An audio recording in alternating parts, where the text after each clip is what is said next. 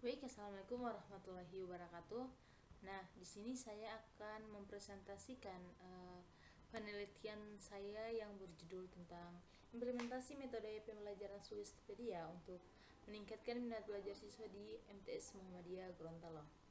Nah, di sini kita masuk pada pada permasalahan. Nah, di sini permasalahan memuat tentang harapan dan faktanya. Nah, adapun harapan saya ke depannya agar metode Sulistopedia ini selalu digunakan dalam pembelajaran, baik itu pelajaran apapun itu. Nah, sehingga untuk menciptakan minat belajar dari siswa tersebut. Nah, selanjutnya kita masuk pada faktanya. Nah, faktanya di MTS Muhammadiyah Gorontalo ini, metode Sulistopedia ini digunakan dalam pelajaran seperti pendidikan agama Islam, bahasa Arab, dan pelajaran yang berbau agama lainnya. Nah, dan metode ini sangat berhasil diterapkan di sekolah tersebut. Selanjutnya kita masuk pada mengapa penelitian ini dilakukan. Nah, penelitian ini dilakukan karena untuk mengetahui dan menjelaskan bagaimana metode Sulistopedia ini diterapkan di sekolah MTS Muhammadiyah Gorontalo dan apakah bisa berhasil meningkatkan minat belajar siswa. Nah, selanjutnya kita masuk pada rumusan masalah atau fokus masalah pada penelitian ini. Nah, adapun rumusan masalah atau fokus masalah pada penelitian ini yaitu adalah mengimplementasi metode Sulistopedia untuk meningkatkan minat belajar siswa di MTS Muhammadiyah Gorontalo. Nah, selanjutnya kita masuk pada kajian teori. Nah, yang pertama yaitu hakikat metode Sulistopedia. Nah, Sulistopedia adalah metode yang dikembangkan oleh seorang psikiatri dari Bulgaria yang bernama George Lejanov. Nah, adapun tiga asumsi George Lejanov yaitu tentang belajar itu melibatkan fungsi-fungsi sadar dan sadar di bawah sadar manusia. Kemudian yang kedua yaitu tentang siswa mampu belajar lebih cepat daripada dengan metode-metode lainnya. Kemudian kita masuk pada C, proses belajar mengajar. Nah, kemudian proses belajar mengajar dapat terhambat oleh beberapa faktor, yakni satu, norma-norma umum dan kendala-kendala yang lazim berlaku dalam masyarakat. Kemudian yang kedua yaitu suasana yang kurang serasi dan santai, tidak ada atau kurang dalam pengajaran bahasa. Kemudian yang ketiga yaitu kekuatan-kekuatan potensi-potensi dalam diri siswa yang tidak atau kurang dimanfaatkan guru. Nah, selanjutnya kita masuk pada hakikat minat belajar. Nah, di sini minat adalah suatu rasa lebih suka dan rasa keterikatan pada suatu hal atau aktivitas tanpa ada yang menyuruh. Kemudian kita masuk tentang pengertian dari minat belajar. Nah, di sini minat belajar adalah keseluruhan proses pendidikan di sekolah, baik kegiatan belajar merupakan kegiatan yang paling pokok. Mengenai minat ini, di antara lain dapat dibangkitkan dengan cara-cara yaitu satu, membangkitkan adanya suatu kebutuhan. Kemudian yang kedua kita menghubungkan dengan persoalan pengalaman yang lampau. Kemudian yang ketiga itu memberikan kesempatan untuk mendapatkan hasil yang baik. Kemudian yang keempat menggunakan berbagai macam bentuk mengajar. Kita masuk pada kajian penelitian relevan. Nah, di sini saya mengambil kajian dari buku skripsinya Setiaji Adi Nugroho. Nah, di sini mengapa saya mengambil ini? Karena judulnya itu tentang penerapan metode mind mapping sejarah kelas 11 IPS 1 SMA Wonosari. Nah, di sini saya mengambilnya karena jenis penelitiannya yaitu PTK sama dengan jenis penelitian yang saya lakukan. Kemudian yaitu kedua tentang judul yang kedua mengenai efektivitas metode Sulistopedia menggunakan musik klasik terhadap minat belajar bahasa Inggris pada siswa SMP Negeri 13 Yogyakarta. Mengapa saya mengambil ini? Nah, karena di sini terdapat tentang metode Sulistopedia, kemudian minat belajar. Nah, ini sama dengan judul penelitian saya.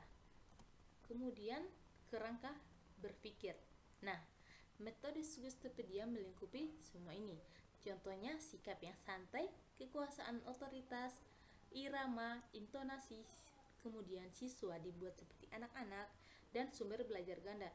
Nah, apabila semua yang berada di lingkup ini tercipta, nah, maka akan terciptanya minat belajar dari siswa tersebut. Selanjutnya kita masuk kepada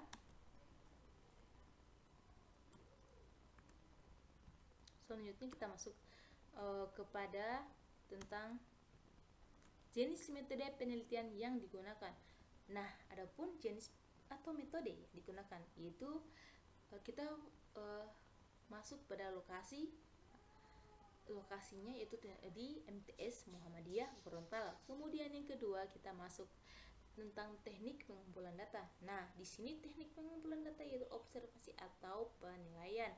Kemudian yang ketiga, teknik analisis data dengan menggunakan rumus PFN. Nah, di sini ada angka P sebagai angka presentasi, kemudian F adalah frekuensi yang dicari presentasinya, kemudian N jumlah frekuensi keseluruhan.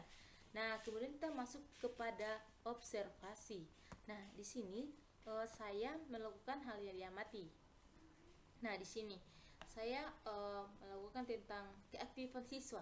Nah, di sini keaktifan siswa baik dalam mencatat materi pelajaran, kemudian siswa aktif bertanya, kemudian siswa aktif mengajukan ide. Nah, di sini saya memberikan skor berapa? Nah, ini skor 1, 2, 3 ataupun 4. Nah, kemudian kita masuk kepada perhatian siswa. Nah, di sini kita melakukan bahwa siswa itu bisa diam, tenang, terfokus pada materi, kemudian antusias. Nah, itu juga saya berikan skor 1, 2, 3, atau 4. Kemudian kita masuk kepada kedisiplinan. Nah, di sini kedisiplinan yaitu kehadiran atau absensi, datang tepat waktu, kemudian pulang tepat waktu. Nah, adapun juga di sini ia menyangkut tentang penugasan.